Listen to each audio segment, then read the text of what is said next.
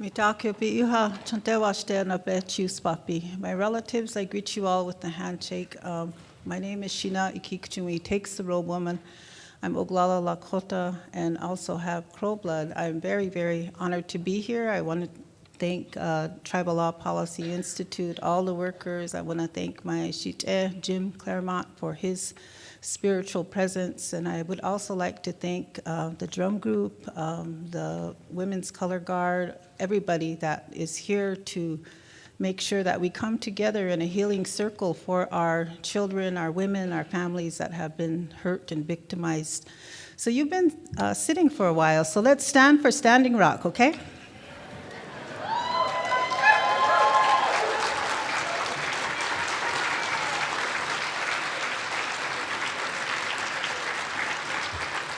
I wonder if the PowerPoint is going to come up. The PowerPoint. Go ahead and sit down. Thank you.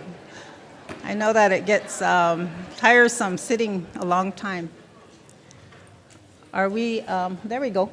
Okay, so in the time that I have with respect to my relative Thomas, who is also going to speak, I'd just like to share with you some thoughts. One of the thoughts that I'd like to share with you is that we are responsible for our children. We are responsible for our communities.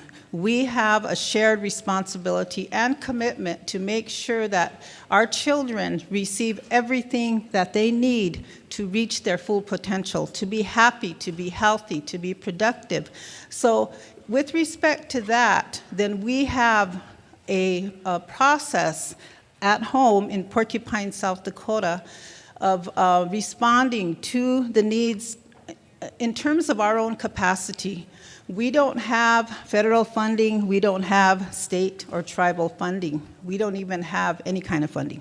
We raise funds, as we can to respond as relatives to children that have experienced trauma, that have been exposed to violence. So I'm going to talk a little bit about that. I'm going to flip fairly quickly through these slides. There's a lot of slides. I know I won't get through all of them, but I just wanted to share some images with you so that you can get a sense of what we're doing. So wo'asnia wichoti is like to heal and to find relief from, and wichoti is like a gathering. So that's what we do. One of the things that we want to always acknowledge is where we come from. So for example, we come from the spirit world. We know that our children come from the spirit world, that they are gifts, that they are blessings, and that we need to treat them as such. So in terms of programming, I hate to use that word, but in terms of how we can adapt, for example, the cultural practices that my relative Bonnie talked about, our age-old traditions. One of the things that we could do is when our young women are pregnant, then we can as relatives come together and support her so that she will have a healthy, safe, healing delivery, and that her child in her womb, that the baby, the hokshinahi, the spirit of the baby in her womb, will also have a safe, healthy, spiritual healing journey to earth. So we make sure that we want to acknowledge that, the pre-birth aspect. Unfortunately, a lot of our young women are being abused while they are pregnant. So what does that mean for her? What that means for her and for the hokshinahi, the spirit of the baby, of the child, is that they've already experienced trauma in a very delicate time of growth and development. So what we'll see is, babies that are born that are irritable, that are very tender, that are hard to hold, that don't respond to loving touch because they've been traumatized. When they come out of the womb, then they've already experienced that trauma, and they're expressing it. There's no other way to express it. So in terms of, again, programming, then what can we do? One of the things that we can do in all of our hospitals, our clinics, our birthing rooms, is that we can have grandmothers available to welcome the babies, regardless if they are blood relatives or not. So what would that look like? Okay, that would look, we could form a partnership, form a collaborative agreement, I'm using grant language here, with the maternal health department, and we can say, well, we need, one of our beliefs is that grandmothers need to be in the delivery room to welcome the baby. They should be one of the first persons to touch the baby and welcome them. Takoja, tayahi, grandchild, it is good you are here. Make a prediction for that child. Show the child, because if you look at the graphic, the child is going to go through these 4 stages of life. And what we hope and pray for is that they will become healthy elders. Like my shiche that's sitting here, he is in a role, he is in that 4th stage of life where he can now turn around, provide teachings, provide guidance, ensure social order, ensure spiritual and custom laws followed. That is our belief. It's not about, okay, we're going to have a program and they're clients, and now we've discharged them. No, what we want to do is make sure that we're all working together in a collaborative circle, in a healing circle, to make sure that the children get through these 4 stages of life. So by instituting those practices, those cultural practices of welcoming the Wakayaja, the sacred being, by making a prediction for them, by making a prayer for them, then what we're doing is showing them a spiritual map, the direction where to go. As they get older, then we know that they will come to a point of transition. So for example, right around 10, 11 years old, maybe 12, maybe 13, the young men, the boys, their voice is going to change. So that means that the men in the Tioshpai, in the extended family, in the community will come together and say, he's going to transition now into young manhood. We need to come together as male relatives and give him teachings and guidance so that he can navigate that 2nd stage of life in an appropriate and healing way. He will have directions on how to do that. Otherwise, it becomes where if people don't have teachings, guidance, direction, then people wander, right? We wander around searching and looking for, where are we going to go? It's just like being in a big city where you need a map, you need your phone, you need your GPS, to tell you where to go. Otherwise, you'll be wandering around. It's the same way with our spiritual and cultural teachings. We need to provide those and put those in place. We are depending on the educational system to provide teachings and education to our children. But what about the cultural and spiritual education? Where are our children getting that? Unfortunately, tragically, many of our families have become disconnected from the teachings. And they haven't had the opportunity. So many of our children are growing up without that. So how do we adapt? And I shared with you one way that we can adapt, that we can come together and say, every child will be welcomed. Every child will be cherished. And how do we operationalize that? According to your own culture, your own cultural practices. So as they get to that point, and when the young girl gets to the point of her transition, of her first monthly purification, then the female relatives come together and say, she needs some teachings, she needs some guidance on how to transition into young womanhood. So that's why the transition time of 11, 12, 13, right around there is very significant, so that they will have the teachings. When they get into the 3rd stage of life, they start establishing their own family, they start passing on the teachings. When they get to that 4th stage of life, then they are in a position now to provide the strength, to provide the stability, the teachings, the guidance for the community. And that is the hope.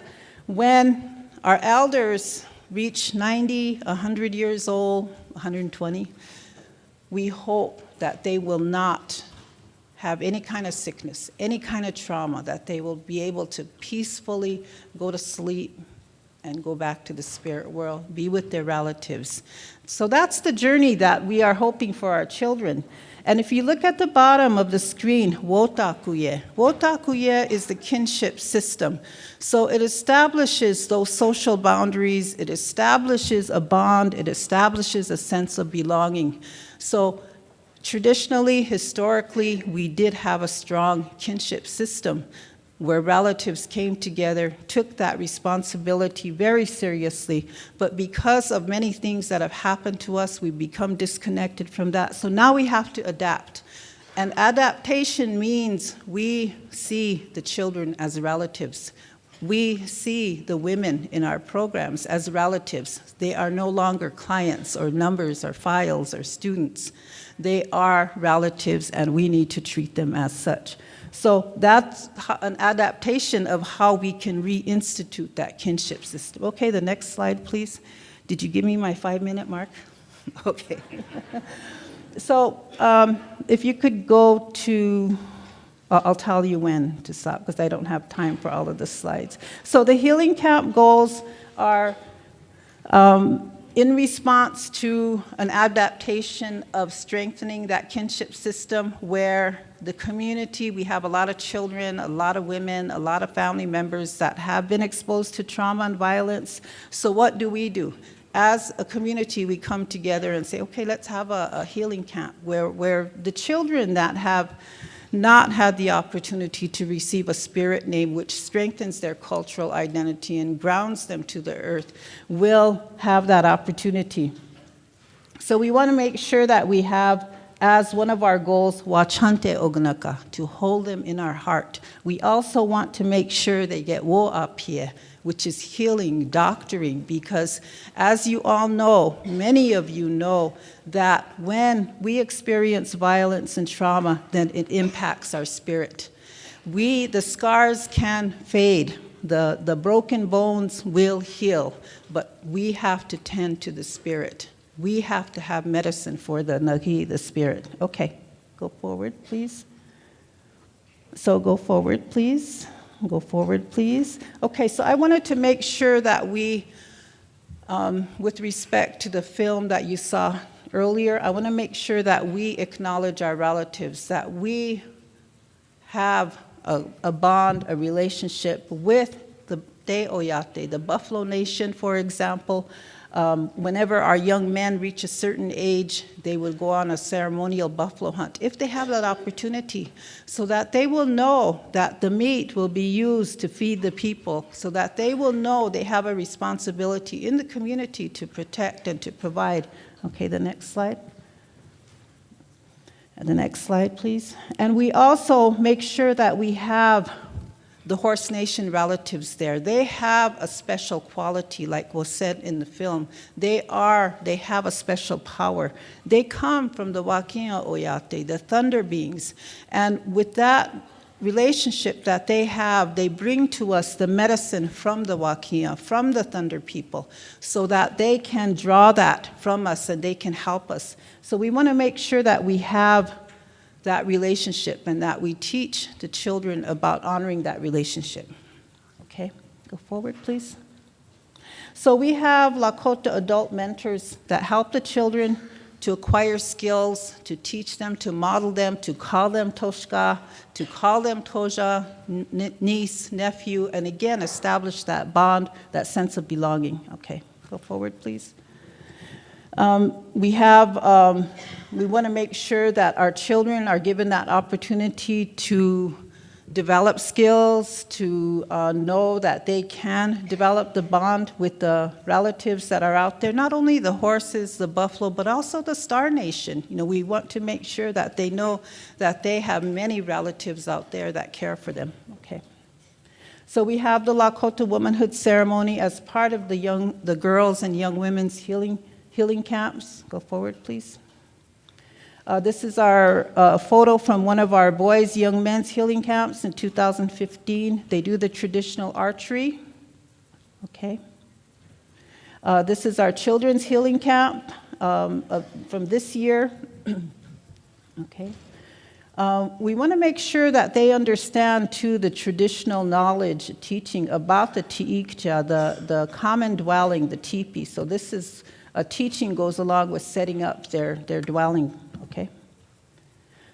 Go forward, please.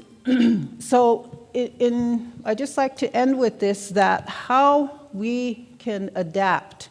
We can't, people say, well, we'll never go back to living in teepees and hunting buffalo again. But what about in our minds and in our spirit? How can we express what we know we have, what we know as teachings that were given to us by the Creator? So these are the poles, those 3 yellow dots, that's the tripod.